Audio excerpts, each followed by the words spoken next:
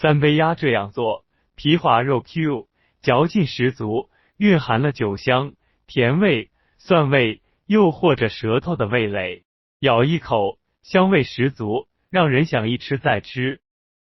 准备一杯油、一杯酱油、一杯微醺可口的烧酒或一点口感醇厚的白酒，再准备一半身材标准的鸭子，一块红糖，几块姜蒜。往热好的油锅里下入一杯油，下入我们性感的鸭子，油温太高下菜要小心被油溅到哦。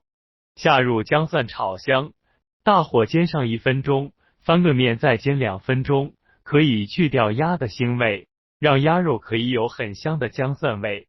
加入一杯酱油，一下子整个厨房就飘满了酱香味了。再加入我们的烧酒，加1块红糖，加入适量的水，中火煮上30分钟。在煮的过程记得要多翻面哦，煮到差不多收汁就可以出锅了。哇，看起来好有食欲。